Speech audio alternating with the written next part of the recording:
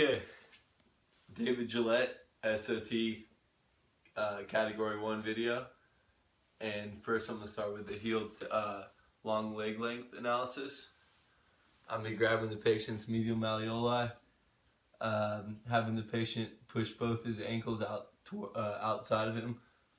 Push out, good job, for 3 seconds. Then I'll relax, I'll be right above the medial malleoli. I'll see which one's longer.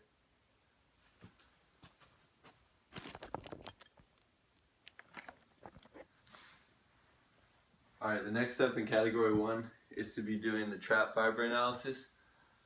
So I'm going to start with, it's going to start from the end of the scapula all the way down to the middle third of the spine. There's going to be 7 spots in between, and the 4th point will be in the middle of it, and I'll be asking which one's more tender, and then from that I'll go to the other side and we'll ask the same question, and we're trying to determine which side's more tender, and then on top of that we determine the major side, because whichever one's more tender between left and right will correlate that number spot on his shoulder to a chart, and then we'll analyze it from there.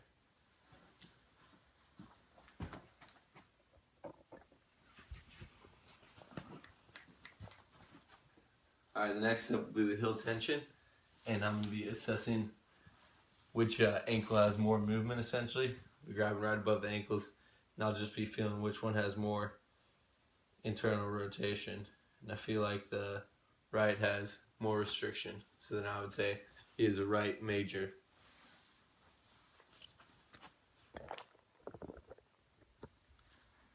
Alright, I'm going to demonstrate the Cat 1 blocking now.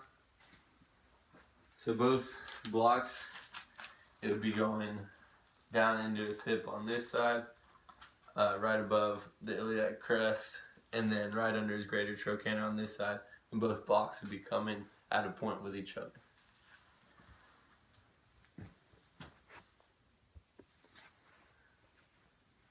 Alright, after we're done with the block, we're going to be doing the crest and dollar sign, and that would first we'll be doing the crest sign, so you'd be looking at the patient's paraspinals, and you'd be pushing them in and seeing which side bunches more.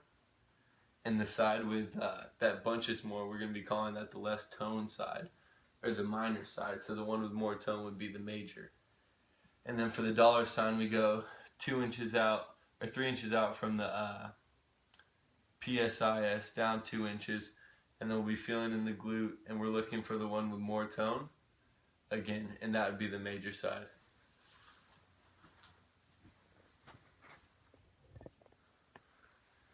Alright, the next step in the Category 1 would be the sacral base. So I'd be contacting the patient's sacral base with my thumb, and I'd be having him cough for me, and I'm trying to feel which direction it will go. It'll either go superior, or my thumb will go superior, nowhere, inferior, and I'm just feeling for that, and then I'd correlate it to what, depending on where the sacral base moves, what his restriction would be.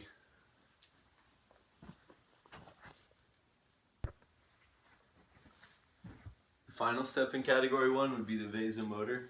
So I'm going to be looking at my patient's thoracics, and I'm trying to feel and see for any petechia, redness, or any abnormalities in the spinous processes, and I'd be counting which one, and whichever one I find it at, I'd be looking at the chart that correlates with that has a cervical, thoracic, and lumbar, the same one you use for trap fiber analysis.